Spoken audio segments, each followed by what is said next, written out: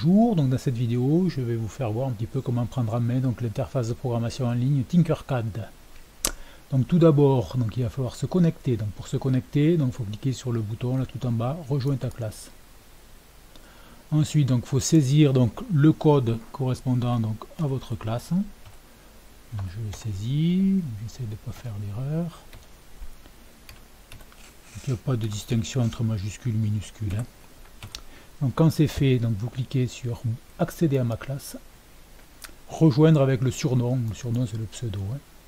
Donc le pseudo, donc je vais créer un pseudo générique là, étudiant, comme ceci. Et voilà. Donc vous allez vous loguer. Donc nous, ce qui va nous intéresser, c'est la partie circuit. Donc, ça va permettre de créer donc des circuits électroniques. Donc créer un circuit.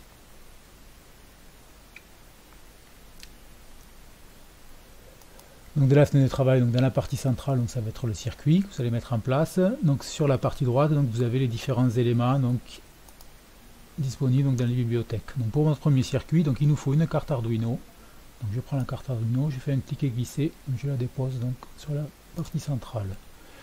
Je prends une platine de câblage, donc petite taille, ça va suffire. Même chose, donc un clic et glisser. Je vais avoir besoin d'une résistance. Donc faire attention, donc la résistance dont on a besoin, c'est une résistance de 220 ohms. Donc je vais la paramétrer. Donc je fais attention à l'unité, donc c'est des ohms. La valeur 220. Je valide. Je clique sur la résistance et je vais changer son orientation. Donc pour changer l'orientation, soit je la fais tourner avec cet outil-là, donc faire pivoter, soit avec le clavier, donc sur la touche R, R pour rotation.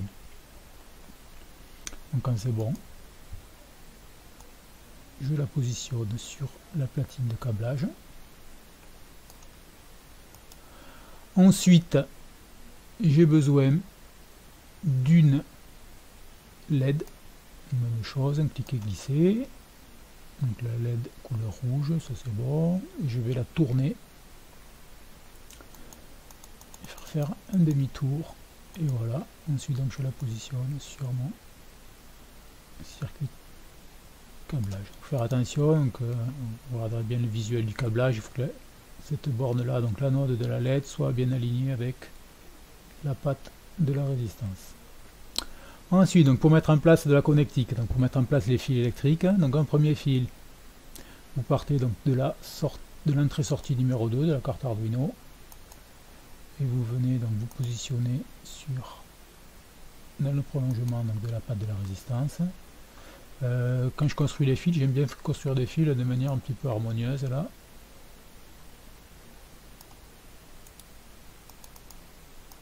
Donc essayez de mettre en place donc au niveau des coudes, là, que ce soit bien horizontal, vertical. Voilà, donc là par exemple premier fil. Ensuite, pour boucler le circuit, donc un second fil, donc partons de là, qui va nous ramener sur la masse. Donc je peux choisir la couleur du fil, donc celui-là, je vais choisir noir, donc par convention, donc les fils qui ramènent à la masse sont de couleur noire. Donc je vais insérer un petit coude en plus, d'être bien vertical, horizontal, vertical. Donc voilà pour le câblage. Ensuite, donc au niveau de la partie programmation, donc on va aller sur l'onglet code. Et au niveau du code, donc il y a deux possibilités, donc soit un code en langage bloc, soit un code en langage texte. Nous on va coder un langage texte, donc en langage C. Je valide. Donc il propose un programme par défaut, donc ce programme par défaut, donc je vais le supprimer. Et je vais saisir donc le programme qui était donné dans l'énoncé donc de l'activité. Moi je vais aller un petit peu plus vite. Donc on va dire que j'ai saisi le programme. Voilà. Ensuite, donc, quand le programme est saisi, je vais faire démarrer la simulation. Donc il y a une phase d'initialisation, je ne sais pas si vous avez vu, donc la carte a été branchée à la ligne. Et on voit donc le programme qui s'exécute. Donc si je veux bien visualiser tout mon circuit, je peux cliquer donc sur ce bouton là. j'ai la fenêtre donc, qui s'ajuste, et je vois bien ma LED qui clignote donc toutes les demi-secondes. Donc si je déchiffre un petit peu le programme, donc première ligne, donc c'est le titre du programme. Ensuite, donc il y a la phase donc, de définition des variables. Donc la LED est appelée LED. Elle va être branchée sur l'entrée-sortie numéro 2 de la carte Arduino. Ensuite, donc la phase d'initialisation. Donc là, on va déclarer sur quel type de broche est branchée la LED. Donc est-ce que la LED est considérée comme une entrée, comme une sortie. Donc là, c'est comme une sortie. Donc pin mode, donc LED output. Ensuite, donc le programme principal, donc le void loop, donc c'est un programme qui va boucler, donc loop ça veut dire boucle en anglais. Donc tout d'abord, donc la LED va passer à l'état O, donc à l'état 1, donc elle va s'allumer. Ensuite, donc il y a une phase d'attente, le programme est stoppé pendant 500 millisecondes. Ensuite, la LED va passer à l'état bas, donc en fait elle va s'éteindre, et il y a à nouveau une phase d'attente de 500 millisecondes. Si vous préférez, ça s'allume pendant 500 millisecondes, donc ça temporise, ça s'éteint pendant 500 millisecondes et ça boucle en permanence. Donc je peux arrêter la simulation, je peux masquer le code.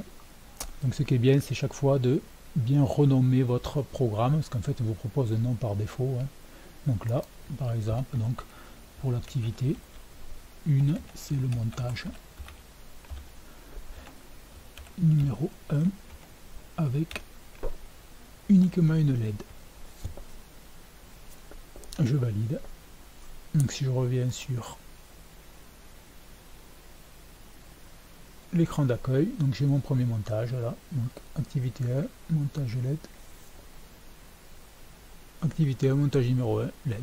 Donc si je veux réaccéder à ce montage, à ce circuit, je vais sur éditer, avec la petite roue là, de propriété, donc option, j'ai soit les propriétés, donc là bon on pourrait renommer éventuellement le circuit, et ce qui est intéressant c'est que vous allez pouvoir le dupliquer ou le supprimer, donc si vous en débarrassez vous supprimez, dupliquer, donc c'est très intéressant parce que ça va vous permettre en fait de refaire un nouveau circuit sans partir de zéro, donc en reprenant donc les éléments de ce circuit là, que ce soit au niveau des composants ou au niveau du programme. Donc ça évite de réimplanter tous les composants, de réimplanter et de redéfinir éventuellement tout le programme. Voilà pour cette présentation de Tinkercad.